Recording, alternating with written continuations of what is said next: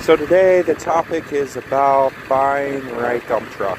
Well, first thing you want to think about, there's different classes of trucks. 1, 2, 3, 4, 5, 6, 7, 8.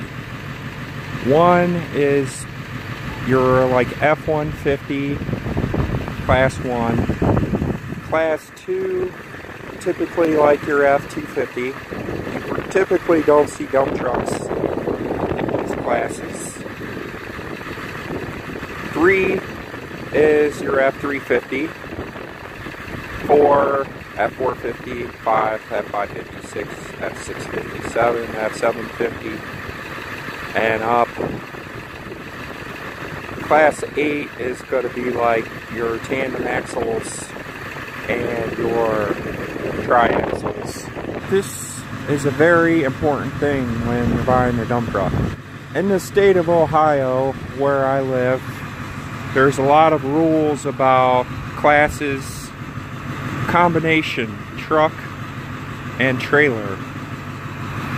In Ohio, you have to be under 26,000 pounds. So whether you're towing a trailer that's empty, the GVW of the truck and the GVW of the trailer have to be under 26,000 pounds. So this starts to play a really big factor when you're choosing your class of dump truck that you want. When I bought this dump truck, I was pretty much completely unaware of how the combination works. I thought as long as the truck was under 26,000 pounds that you could still tow a trailer. I didn't realize that they do a combination.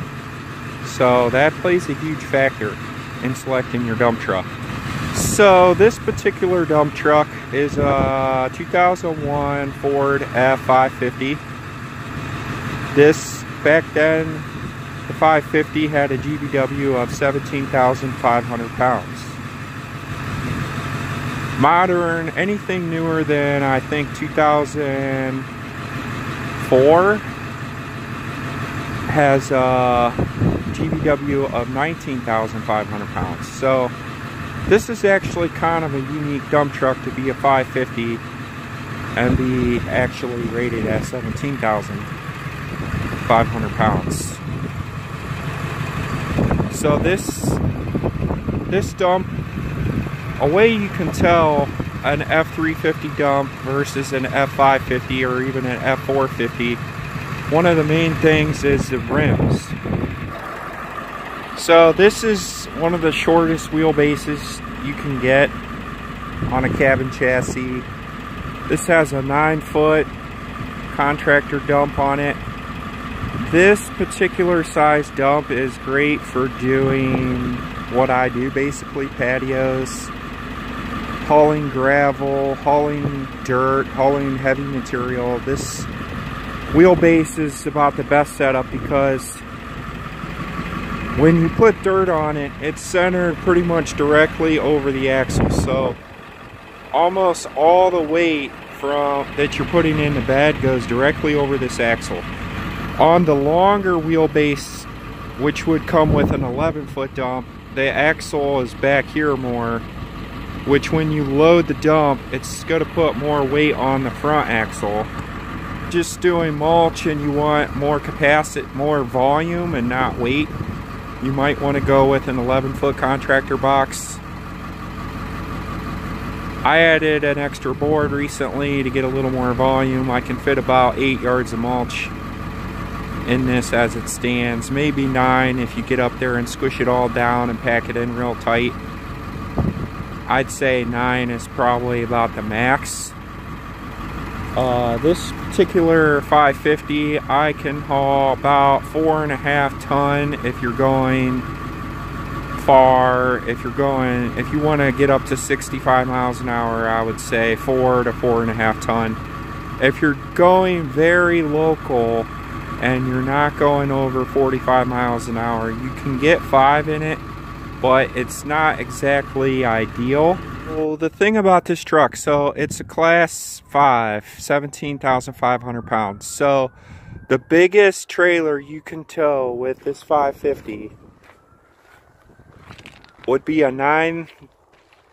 8,500 pound trailer. That would put you right at 26,000 pounds, I believe. Let's see, 5, 17, 18, 8,500 pounds. 8,500 pounds is a pretty small trailer, so you won't be able to haul a Bobcat with this. You won't be able to haul a Mini with this. You can't, not without having a Class A CDL.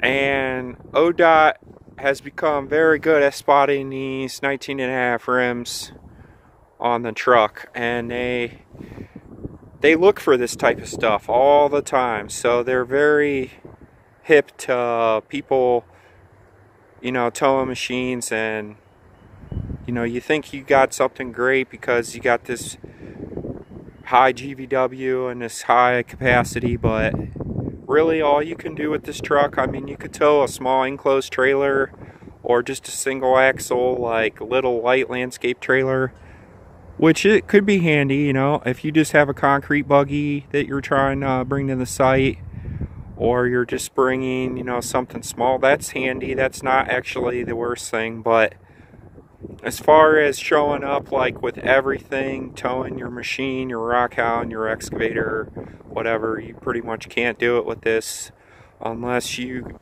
grab yourself a Class A CDL with a medical card and all the other requirements for that. So my advice, if you're gonna buy a dump that you want to actually tow with, you might as well get an F350, because it'll probably have a 12,500 pound GVW, maybe 13.5. I think it's under 14 for a Class 3, so if, say it had 14, that still leaves you 12,000 pounds that you can tow a trailer with. So you could find a 10,000 GVW trailer or a 12,000 pound GVW trailer and still tow a Mini or a Bobcat or something like that. So and an F350 is going to have the same frame as this. The axles aren't going to be quite as beefy, and the rims aren't going to be 19.5s like this. So the tires are going to smush a lot more, and it's not going to handle weight as good as this. But if you want to be legal and get the most out of it, I was actually real close to selling this thing and buying an F650, because I figured, well, if I'm not going to be able to tow anything basically with this dump, then all I'm going to be doing is hauling, and if all I'm going to be doing is hauling, I might as well max out the GVW and get a F650 that has a 25.9 GVW. That way I can put 6-7 tons of material on the truck and still be under, and basically get all I want out of it that way. But I decided to just hang on to it. I'll kind of go into detail why I decided to hang on to it. So we're inside the truck now. I wanted to go over the different styles of dumping mechanisms that there are with trucks. So there's basically two different styles.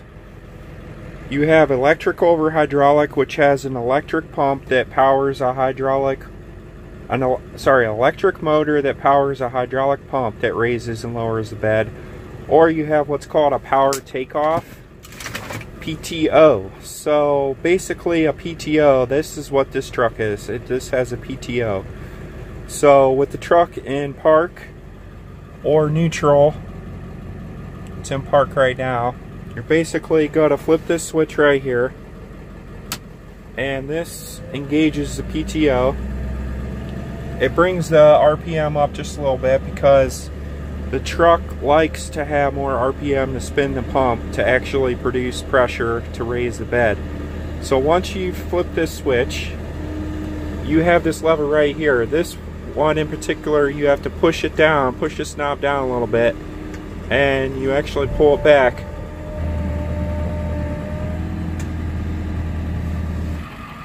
So that raises your bed up and down.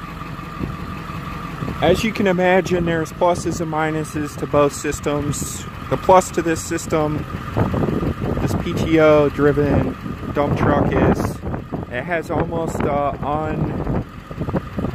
unmeasurable amount of lifting power. This thing will lift anything you put in the bed. I've never had anything even come close to maxing this lift capacity out. And if you give it a little bit of, rev it up a little bit, it will raise it up in a hurry. There's absolutely no problem raising this up and down. So basically how it works is you have a scissor lift right here.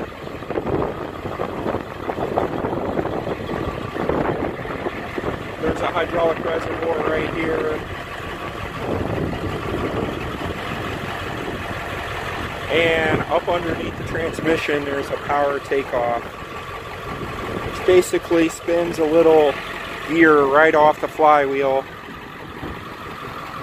and spins the hydraulic pump that way. So this is probably, it's become my favorite setup.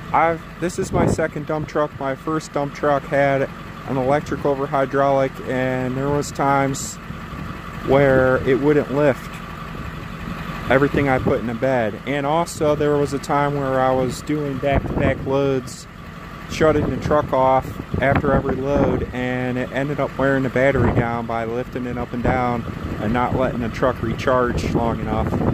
It actually wore the battery down. So I personally like this system better. The only minus is the truck has to be running for this to lift, and sometimes, you know, if something happens to the truck and you need to lift the bed, you pretty much can't lift it unless you crawl up under there and probably undo one of these hydraulic lines down here so that it's released, and lift it with some other, a chain or like a skid steer or something like that. But oh no, I like the PTO driven pump lift better. I think it's what you see in the bigger trucks, so it's a better design. It works better. I like it better. My dump truck has these toolboxes on either side. These are super handy for putting tools in: chains, binders, grease guns, gloves. Especially with a regular cab truck, these toolboxes are ideal. You definitely want to have a set of toolboxes somewhere to stash your dirty gloves and nasty stuff, and keep it out of the rain, and be able to carry some tools. So I definitely like having a set of toolboxes. Alright, so now we're into the business end of the truck. Let's talk about this bed a little bit more. So one of the main reasons, I'd say the main reason why I don't buy an F650, why I've decided to keep my F550, despite the fact that it has such a small carrying capacity compared to 650 and the inability to tow almost anything. One of the main reasons is just the bed height itself isn't super ridiculously tall. And one of the best things, some of the best advice I could possibly give you about buying a dump truck, as far as the body construction. If you're salting, you have to buy stainless steel or aluminum, period. Don't even think about dumping salt and using this to spread salt if you got a steel body, unless you're just buying a disposable dump truck. What I mean by that is it's like really basic gas engine, like cheapest you can buy, and you're just hustling tons and tons and tons and tons and tons of salt, and that's your only option. And even then, I think a V-Box spreads salt better and is just an easier thing to use. So stainless steel dumps are extremely expensive. Aluminum dumps, aluminum is soft. So if you're dumping any kind of boulders or putting anything really hard in it, it's going to dent it to all heck fire. So But back here, this is a steel dump body with an aluminum tailgate. And this aluminum tailgate is absolutely the best idea I've ever seen on a dump truck, because if you lock these chains, you can have the dump lay down like a tailgate. You can use this like a tailgate, or you can swing it all the way down, or you can just use the regular tailgate action of it. Or if you have to, you can take this whole dump gate off. And I've done it completely alone and lifted this gate completely off and on completely alone. It's not ideal, it's hard, but it's doable. With a steel gate, it's going to be too heavy. You're not going to be able to do it. So having this aluminum gate has basically turned this, it's made it so if you need to get in and out of the dump, you can use that like a tailgate. You can hop up and in and out of here easy, throw tools in and out of here easy. It's great for mulch. It's great. It's an easy dump truck to drive compared to an F650. You know, it's not so massive that it's intimidating. I don't have a problem with tossing the keys to this thing to one of the guys and letting them drive it. It's more, you know, it's not as intimidating. It's not as crazy big. So, and this particular dump is two-wheel drive. It's got the 7.3 in it, automatic. It's got great air conditioning, great power steering, great visibility, pretty easy to drive. So I got it first. I'm keeping it because it's just all around an easy dump truck to use. I've looked at buying like an F650, like I'm probably going to buy one eventually at some point in conjunction with this dump truck. I don't think I'll ever sell this dump because it's proven to be a valuable asset despite not being able to basically tow anything with. It's still been a good dump truck. What I usually do is just use my F250 and haul all the equipment there, sometimes the night before, or when guys aren't around. You know, I stage the job, get the job set up, and after that I park it and I come and hop in this dump truck and throw all the hand tools in and out of it, and you know, grab mulch or whatever else I need to do. And it's just handy. It's got a tight turning radius, so if I need to dump somewhere, like sometimes I have to dump, like I have to get perpendicular to the road and dump right off the curb, like things like that.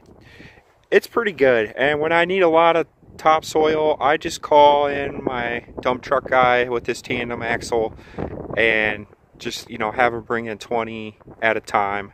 So even if I had a 650, I'd still only be able to bring probably like 7 or 8 or maybe 9 at a time. So I'd be making multiple trips and I'd be off the job, and I wouldn't be able to, you know, keep the guys like busy, and they would be like probably rubbing their hands together knowing I gotta truck a bunch of topsoil. So it's worked out better just to let him do my hauling and kind of just stay on the job. And so it's been a good dump truck.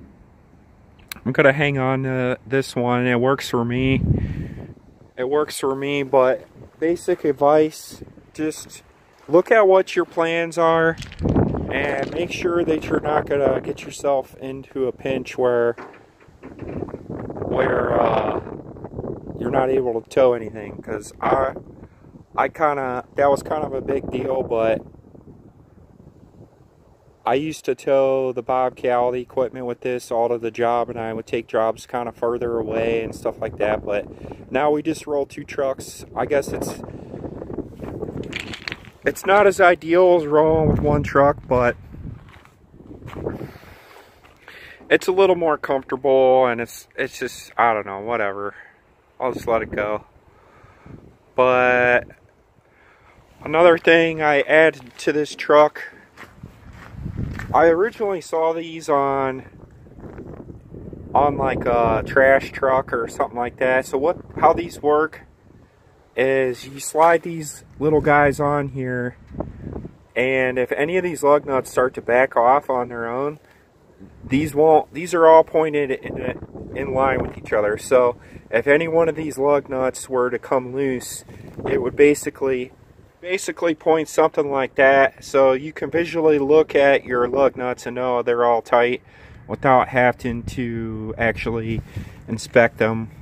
Or it might look like this. I mean, you can just tell from a glance that, okay, your lug nuts, one of them's loose. So these things actually aren't that cheap. I think they come to like, it's like $50 for a bag or something like that. So I put these on all my lug nuts that'll fit on. I'm a big fan of that. So some particular things about this dump truck that I've had to do in case you're actually looking at a truck with this model. The rear fuel tank, there's only one tank on this. The tank I had to replace. It was a steel tank. It started leaking. This is a plastic tank. Should have been plastic all along. I added a couple leaf springs to the pack. Made it a little bit beefier.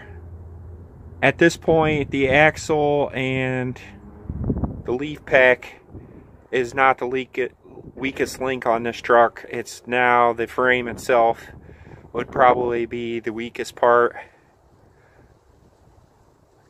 I've fluid filmed this thing so many times, that's why it's pretty much all oily and greasy looking. I did rear brakes on it, sway bar bushings. What else have I done? I did the drive shaft carrier bearing. But that's really about it. This truck was pretty well looked after. It's got 172,000 miles on it. I've had it like 3-4 years now. I upgraded all the lights to LED. But that's pretty much it for dump trucks. Just, if you're gonna buy a dump, just really make an assessment of what you're gonna use it for the most. This has a bench seat. I really like bench seats for a work truck like this. You're sliding in and out of it, you know, a lot. Move it up a little bit, do this, that. These are really robust seats that can take a lot of abuse. Crank windows, basic radio, air conditioning's a must. Very basic truck, just what you need for work. Alright guys, that's gonna do it for this video.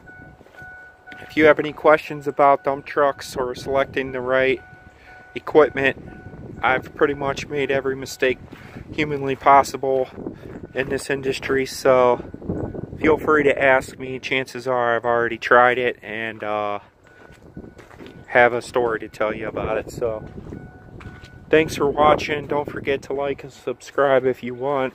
No pressure. See you in the next one.